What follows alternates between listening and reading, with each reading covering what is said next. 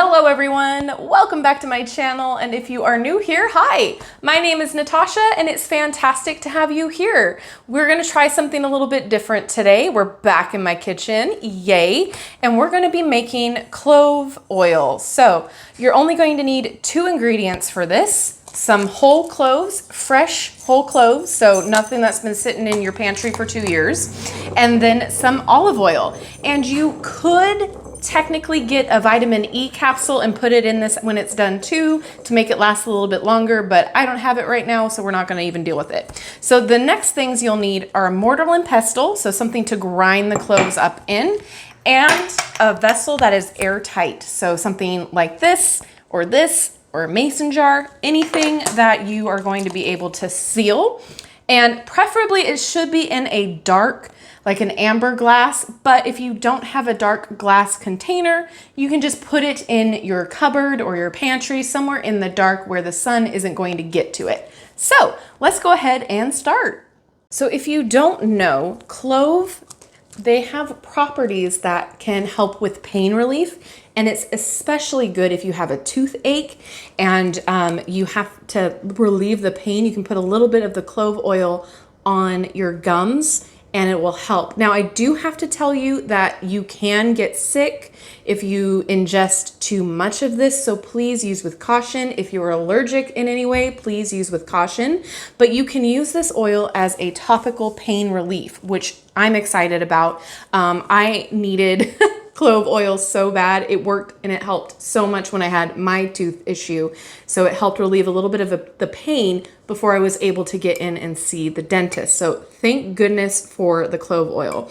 So again, like I said, make sure you do your research to see if you are okay with ingesting it a little bit, or if you're allergic, use with care. So I don't really have exact measurements. I'm kind of gonna go with my intuition, but let's just see what 2 tablespoons of cloves looks like. Cause I also, have smaller jars. So we're just gonna add 2 tablespoons of the cloves, kind of eyeball it. Yeah, that's good.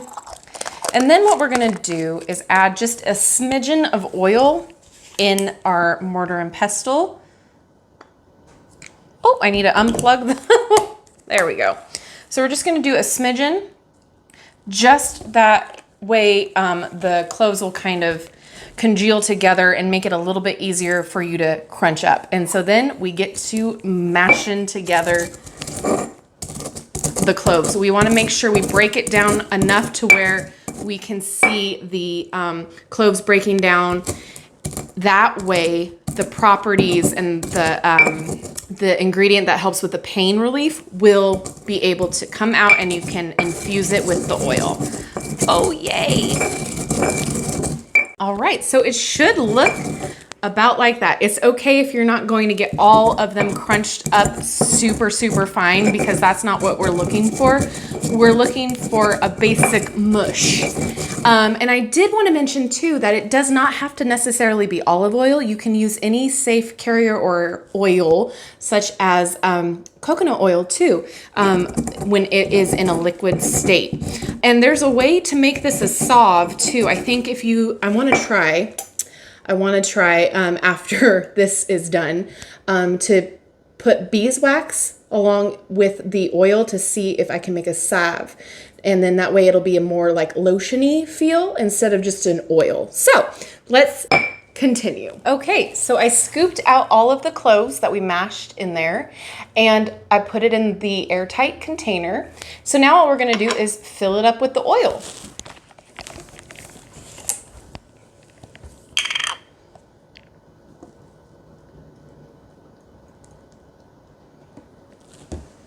Okay, so now we play the waiting game. So what we'll do is we'll seal it.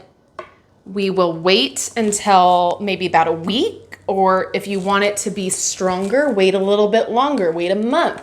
And then what we'll do is take a cheesecloth and we will put it over another container, so maybe like this, and we will strain it over the cheesecloth, and that way it will get out all of the little bits. And then it is straight up oil infused with cloves.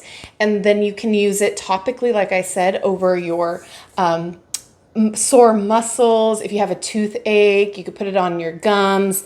I don't recommend using this for children. I do not recommend using it for teething babies. Please do not. It is very strong. So the longer that you leave it infused, the stronger the pain relief will be, but that chemical will release and be really strong. So it'll kind of be a little fiery in your mouth. So keep that in mind.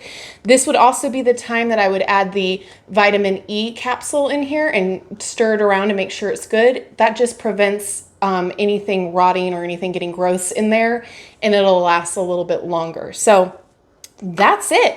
That's basically the long and short of making clove oils. Right now, this is going to go in the pantry and hang out until it is done activating and infusing. I'm really excited. I hope this helps because your girl needs all the pain help that she can get, the pain relief help that she can get. Let me know if there's any other home remedies that you want me to try out, any witchcrafty kind of remedies, because we all know what the properties of cloves are too. So, and this is a fast acting property as well. So hopefully it works for lots of different things. And I forgot, you could actually use this since it's olive oil and it's infused. You can use this to dress your candles. So put a little bit of this on your candles and then add the herbs that you need for your particular candle spell or whatever you use for your workings. But this would be a fantastic activating oil to make things go quicker in your spells when you dress your candles. Just a thought. That's why I wanted to make it too, because we all can use some more homemade spell ingredients, right? So let me know if you try this out, if you like it, and if you want more witchy projects like this, I would be happy to accommodate. Okay, so we have the clove oil. I did manage to put a vitamin E capsule in it. We also have a amber glass eyedropper bottle.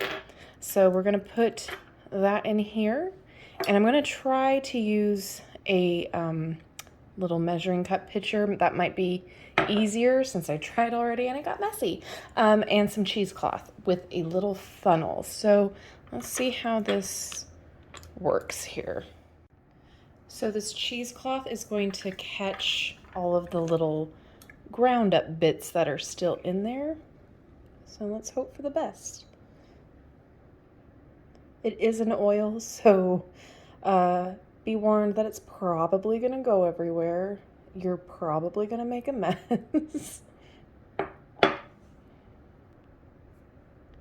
All right, so let's just see the progress. It's about halfway. Let's keep going. This will be great in a dropper form, so that way you can kind of just drop it where it needs to be rubbed. As well as if you want to use it for candle dressing, you can use it in the dropper form and just kind of drop it on there. All right, I'm going to leave some space there at the top just so this doesn't overflow when I cap it off. Got a paper towel here because I am messy. So I'm just going to fill up the other bottle I have real fast. And that's the reason we do the cheesecloth, because this prevents any of the little ground up bits and the bigger chunks to get in through that funnel, but it penetrates through the cheesecloth.